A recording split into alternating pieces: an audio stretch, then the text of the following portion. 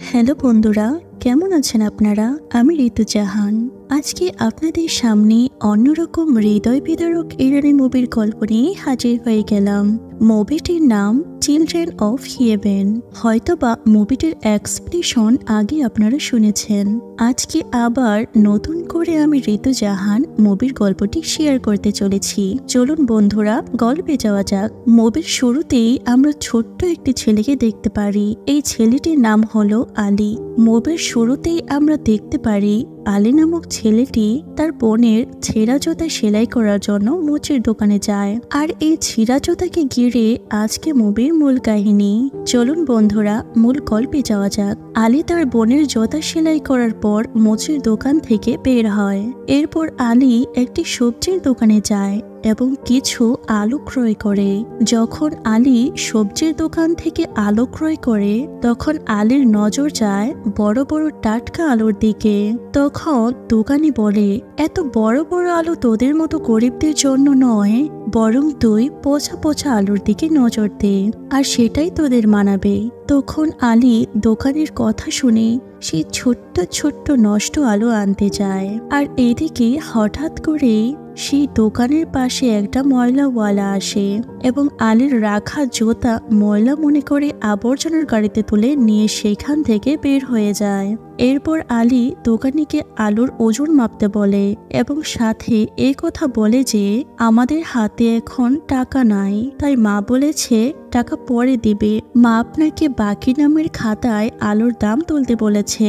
দোকানি আলীর কথা শুনে বলে, আমি আর এরপর থেকে তোদের কোনো কিছু বাকি দিতে পারবো না, আর এ কথা তুই তোর মাকে জানিয়ে দিস। আলী সেখান থেকে বের হয় আর তার বোনের সেই সেলাইকৃত জুতা খুঁজতে লাগে, কিন্তু জুতা তো ময়লাওয়ালা নিয়ে নিচ্ছে, তাই না? আলী যখন জুতা খুঁজে তখন দোকানের সবজির জড়ি মাটিতে পড়ে যায়। আর এইদিকে দোকানি প্রচন্ড রেগে গিয়ে আলীর ওপর তাড়া দেয় আর সেখান থেকে আলী দৌড়ে পালিয়ে আসে। এরপর আমরা দেখতে পারি আলীর বোন জোহরা তার জুতার জন্য অপেক্ষা করতেছে। আলী যখন ঘরে প্রবেশ করে তখন আলীর বোন জোহরা বলে, ভাইয়া আমার জুতা কই, আমাকে দাও, আমি একটি পায়ে পড়ে দেখি কেমন লাগে। তখন ছোট্ট আলী কান্না ভরে চোখে বলে, বোন জোহরা আমার কথাটা শুন তুই, আমি তোর জুতা খুব সুন্দর করে সেলাই করেছিলাম, তবে সবজি কেনার সময় তোর জুতা হারিয়ে ফেলি। তখন ছোট্ট মেয়ে জোহরা অশ্রু ভেজা চোখে বলে, ভাই আলী তুমি এসব কি কথা শোনাইতেছো আমাকে? আমার তো মাত্র এক জোড়া জুতাই ছিল, তাও সেটা তুমি হারিয়ে ফেললে। আমি কালকে কি পায়ে দিয়ে স্কুলে যাব? আলী জোহরার কথার জবাবে বলে, কাঁদিস না বোন জোহরা, আমি অতি শীঘ্রই তোর জুতা খুঁজে বের করে আনবো। বোন জোহরা প্লিজ জুতা হারানোর কথাটা আমাদের পিতামাতাকে বলিস না। এই কথা বলে আলী জুতা খোঁজার জন্য ঘর থেকে বের হয়ে যায়। আলী আবার সবজির দোকানে যায় এবং তার বোনের জুতা ভালো করে খুঁজতে লাগে। তখন দোকানি আলীকে দেখে নেয় আর পুনরায় আলীকে তাড়া করে। আলী সেখান থেকে পালিয়ে আসার পথে আলীকে এক বৃদ্ধ ব্যক্তি মসজিদের কিছু চিনি ভেঙে গুঁড়ো করার জন্য তার বাবাকে দিতে বলে। এরপর আলীর বাবা সেই চিনিগুলোকে গুঁড়া করতে শুরু করে। তখন আলীর মা ভয়ে ভয়ে আলীর বাবাকে বলে, আজকেও আবার বাড়িওয়ালা বাড়ি ভাড়া নেবার জন্য আসছিল। তখন আলীর বাবা উচ্চ স্বরে বলে, টাকাটা দিয়ে দেব, হাতে কিছু টাকা হলেই। এরপর আলীর বাবা আলীকে বলে, আলী তুই কই থাকিস সারাদিন? তুই জানিস না তোর মা অসুস্থ? এরপরে অত গোড়াগড়ি কিসের শুনি? তোর মায়ের কাছে থাকলে তো একটু তোর মাকে সাহায্য করতে পারিস, তাই না? শোন বাবা, আমরা গরিব, তাই আমাদের এত ঘোরাফেরা মানায় না। বাবার কথা শুনে আলী কান্না করে। এরপর আমরা দেখি আলীর মা আলীর বোনকে ডেকে বলে, মা জোহরা তোর বাবাকে এক কাপ চা বানিয়ে দে তো। জোহরা সাথে সাথে তার বাবার জন্য চা বানিয়ে আনে। জোহরা বলে, বাবা দেখো তো আমার হাতে চা তোমার কেমন লাগে? জোহরার বাবা জোহরার কথার জবাবে বলে, আমার মায়ের হাতে চা সুন্দর না হয়ে যাবে কোথায়? মা জোহরা তুমি কি চায়ে চিনি দাওনি? ছোট্ট মেয়ে জোহরা বলে, বাবা আমাদের ঘরে তো চিনি নাই। বাবা তুমি এক কাজ করো, তোমার সামনে তো অনেক চিনি আছে, তুমি সেখান থেকে একটু চিনি নিয়ে নাও তোমার চায়ের কাপে। জোহরার কথা শুনে জোহরার বাবা বলে, মা জোহরা কখনো আমানতের খেয়ানত করতে নেই। এমন শিক্ষা কার কার পিতামাতা আমাদেরকে ছোটবেলায় দিত কমেন্টে জানাবেন প্লিজ। দেখি কে সেই ধন্য পিতামাতার সন্তান। এরপর জহুরা তার খাতায় লিখে বলে, ভাইয়া কালকে তো আমার স্কুল খোলা, আমি কি পরে স্কুলে যাব বলো না। তখন আলী তার খাতায় লিখে দেয়, জহুরা তুই কালকে আমার জুতা পরে স্কুলে যাবি না। তখন জহুরা বলে, আমি তোমার জুতা পরে গেলে তুমি কি পরে স্কুলে যাবে ভাইয়া? তখন আলী বলে, তুই যখন স্কুল থেকে আসবি তখন না হয় আমি স্কুলে যাব। এরপর সকাল হয় আর জহুরা আলীর জুতা পরে পায়ে, কিন্তু আলীর জুতা তো একটা ছেলের জুতা, তাই মেয়ের পায়ে যেন বেমানান দেখাচ্ছে। তাছাড়া জুতাটা যেন অনেক ছিঁড়া এবং ফেটে গেছে। সবচেয়ে বড় কথা হলো আলীর জুতা জহুরার পায়ে অনেক বড় হয়, ঠিকঠাক লাগে না। জহুরা তার সহপাঠীর পায়ের দিকে তাকিয়ে থাকে এবং নিজের পা অনেকটা লুকানোর চেষ্টা করে, কেননা জুতাগুলো ছিল অনেক পুরনো, তাই নিজের কাছে কেমন যেন লজ্জা লজ্জা লাগছে।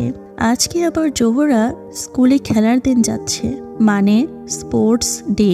তখন মনে মনে ভাবে আমাকে লাফ দিতে হবে, আমার জুতা তো অনেক ছিঁড়া ফাটা, কি হবে আমার। কিন্তু হঠাৎ একটা মেয়ে লাফ দিতে গিয়ে পড়ে যায়, আর তখনই জহুরার ম্যাডাম বলে, আজকে এই পর্যন্তই থাকো, অন্যদিন আবার খেলা হবে। এই কথা শুনে জহুরা খুশি হয়ে যায়, কেননা তার জুতা তো লাফ দিবার উপযুক্ত নয়। জহুরা স্কুল শেষ করে দৌড়ে বাসার দিকে আসতে লাগে, কেননা আলী একই জুতা পরে স্কুলে আসবে। আলী খুব দ্রুত জহুরার পায়ে থাকা জুতা খুলে নিজের পায়ে পরে নেয়, স্কুলে দৌড়ে আসতে লাগে। তখন আলীর স্কুলের শিক্ষক আলীকে স্কুলে দেরি করে আসতে দেখে। এরপর আলী স্কুল শেষ করে যখন বাড়িতে যায় তখন জহুরা জিজ্ঞেস করে, ভাইয়া তুমি কি ঠিক টাইমে বিদ্যালয়ে পৌঁছাতে পারছিলা? তখন আলী বলে, হ্যাঁ বোন পারছিলাম, তবে একটু দেরি হয়ে গিয়েছিল। এরপর থেকে তুই একটু তাড়াতাড়ি স্কুল থেকে আসিস। জহুরা বলে, ভাইয়া আমার খুব লজ্জা লাগে, কেননা জুতাগুলো প্রথমত ছেলেদের, তারপর আবার জুতাগুলো অনেক পুরাতন, ছিঁড়া ফাটা জুতা। আসো ভাইয়া, আমরা দুই ভাই বোন মিলে জুতাগুলোকে পরিষ্কার করি। এরপর তারা দুই ভাই বোন জুতা পরিষ্কার করতে লাগে। এত সযত্নে জুতাগুলোকে পরিষ্কার করে দেখে মনে হচ্ছিল যেন তারা কোটি টাকার চেয়েও দামি জিনিস পরিষ্কার করতেছে। জুতা পরিষ্কার শেষে রোদে শুকাতে দেয় আলী। রাতের বেলায় প্রচন্ড বৃষ্টি নামে, আর জহুরা রোদে শুকানো দেওয়া জুতার কথা তখন তার মনে পড়ে যায়, আর সাথে সাথে সে জুতা নিয়ে ঘরে ফিরে আসে। পরের দিন সকাল হয় আর জহুরা স্কুলে যাবার পথে জুতার দোকানের সামনে দাঁড়িয়ে থাকে এবং নতুন নতুন জুতা দেখে সে আফসোস করতে লাগে এবং বলে, আমার যদি এমন সুন্দর জুতা থাকতো কতই না মজা হতো। আজকে জহুরার স্কুলে পরীক্ষা চলছিল, তাই জহুরা তাড়াতাড়ি পরীক্ষা শেষ করে পরীক্ষার সময় থাকা সত্ত্বেও সে পরীক্ষার খাতা জমা দিয়ে দেয়। দৌড়ে বাসায় আসার সময় জহুরার পায়ের জুতা রাস্তার ট্রেনে পড়ে যায়।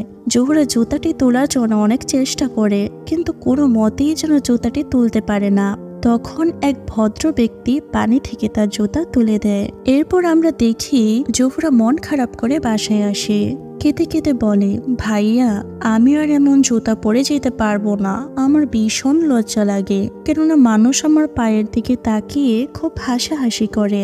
আমি আজকেই বাবাকে বলে নতুন জুতা কিনাবো। তখন আলী বলে, বোন জহুরা একটাবার আমার কথা বোঝার চেষ্টা কর, আমরা খুব গরিব, আমাদের মা খুব অসুস্থ আর ওষুধ কিনতে হয়, তাছাড়া আমাদের বাবার একলা আয়ে আমাদের সংসার চলে, তাই বোন আমার তুই বাবাকে জুতার ব্যাপারে কিছু বলিস না। এরপর আলী দৌড়ে তার স্কুলে যায়। প্রতিদিন আলীর স্কুলে দেরি করে আসার জন্য আজকে তার স্কুলের শিক্ষক ক্লাসে ঢুকতে বাধা দেয়। আলীকে প্রশ্ন করে, আজকে আসতে এত লেট হলো কেন, আর তোর এক পায়ের জুতা ভেজা কেন? আলী বলে, স্যার আমি স্কুলে আসার পথে ড্রেনে পড়ে গিয়েছিলাম। আলী তুই মিথ্যা কথা বলতেছিস, তুই যদি ড্রেনে পড়ে থাকস তাহলে তোর পায়ের মোজা এবং পা কেন বেজেনি? এরপর আলীর স্কুলে রেজাল্ট বের হয় আর আলী খুব ভালো রেজাল্ট করে, আর পুরস্কার হিসেবে একটা কলম দেয় আলীকে, আর সেই কলম তার বোন জহুরাকে দেয় সে এবং বলে, বোন জহুরা আমি আজকে ভালো নাম্বার পেয়েছি তাই কলম পুরস্কার দিয়েছে, আর সেই পুরস্কার আমি আমার আদরের বোনকেই দিলাম। জহুরা পরের দিন বিদ্যালয়ে যায় এবং তার সেই হারানো জুতাটি দেখতে পারে। আর সাথে সাথে আলীর সাথে জোহরা আলাপ করে।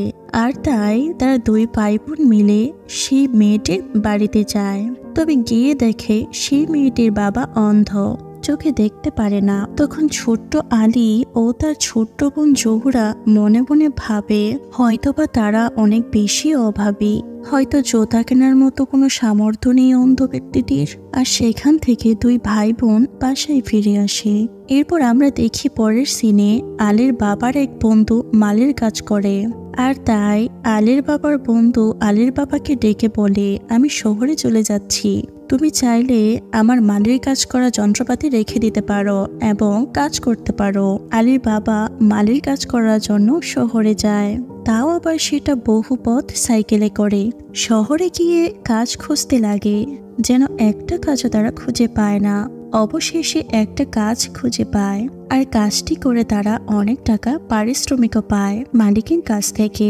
আলী এবং তার বাবা সাইকেলে যখন আসে তখন তারা মনের আনন্দে বলে, এই টাকা দিয়ে আমরা দুবেলা দুমুঠো ভালো খাবার সপরিবারে ভাগাভাগি করে খেতে পারবো। কিন্তু এই স্বপ্ন যেন অপূর্ণই রয়ে গেল। রাস্তায় তারা দুজনে অ্যাক্সিডেন্ট করে, আর অ্যাক্সিডেন্টে তারা প্রচুর আঘাত পায়। আর তাদের সারাদিনের পরিশ্রমের টাকা দিয়ে তাদের আঘাত সারানো হয় এবং ওষুধ ক্রয় করা হয়। এরপর আলী বাসায় আসে, কিছুদিন রেস্ট নেয়। যখন সুস্থ হয় তখন আলী তার স্কুলে যায়। আর স্কুলে গিয়ে দেখে তাদের স্কুলে দৌড় প্রতিযোগিতার আয়োজন করা হয়েছে। আর সেখানে তৃতীয় পুরস্কার হিসেবে ছিল 1 সপ্তাহ ছুটি এবং 1 জোড়া নতুন জুতা। আর এই বিজ্ঞপ্তি দেখে আলী দৌড় প্রতিযোগিতায় অংশগ্রহণ করতে চায়, কিন্তু স্যার যেন কোনোভাবেই দৌড় প্রতিযোগিতায় নেবে না, কেননা আলীর কোনো ভালো জুতা নাই। তবে আলী কান্না ভরা চোখে বলে, স্যার আমার তৃতীয় পুরস্কারটা খুব বেশি দরকার, তাই আমাকে এই প্রতিযোগিতায় অংশগ্রহণ করার সুযোগ দেন প্লিজ। পরে স্যার আলীর কান্না মাখা কথায় রাজি হয়। তখন আলীকে বলে, খেলায় অংশগ্রহণ করতে হলে তোমাকে আগে আমার কাছে তোমার দৌড় দেবার পরীক্ষা দিতে হবে, দেখি তুমি কেমন পারো। আর ছোট্ট ছেলে আলী দৌড় দেবার পরীক্ষা দিয়ে পরীক্ষায় পাশ করে। এরপর আলী তার বোনকে বলে, বোন আমার জন্য দোয়া করিস, কেননা আমাদের স্কুলে দৌড় প্রতিযোগিতা হবে আর আমি তৃতীয় হব। জোহরা বলে, ভাইয়া তুমি তৃতীয় কেন হবে? আলী বলে, আমি তৃতীয় হব আমার লক্ষ্মী বোনটির জন্য, কেননা তৃতীয় পুরস্কার হিসেবে জুতা পাওয়া যাবে। পরের দিন সকাল হয় আর আলীর স্কুলে দৌড় প্রতিযোগিতা আরম্ভ হয়ে যায়। দৌড় খেলায় আলী খুব পিছনে পড়ে থাকে, তবে হঠাৎ ভেবে ওঠে আমাকে তৃতীয় হতে হবে, কেননা আমার পুরস্কার হিসেবে নতুন এক জোড়া জুতা লাগবেই।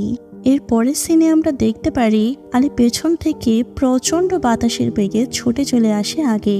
তখন আলী হাঁপিয়ে হাঁপিয়ে বলে, স্যার আমি কি তৃতীয় হয়েছি?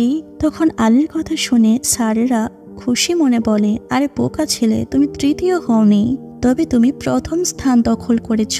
আর এই কথা শুনে আলী কান্না করে, কেননা এবারও তার বোনের জুতা নেওয়া হলো না। কিছু ইচ্ছা যেন অপূর্ণই পড়ে থাকে, তাই না? এই মুভিটি আমাদের এটাই শিক্ষা দেয়, আমাদের যা আছে তা নিয়েই সন্তুষ্ট থাকা উচিত। ভাগ্যকে দোষারোপ করার কোনো মানেই হয় না। বন্ধুরা, এটা আমার প্রথম মুভির এক্সপ্লেশন, তাই ভুল হওয়াটাই স্বাভাবিক। আর তাই আমার ভুলগুলো আমাকে ধরিয়ে দিবেন প্লিজ। সাবস্ক্রাইব করে আমার পাশে থাকার জন্য অনুরোধ রইল প্রিয় বন্ধুগণ।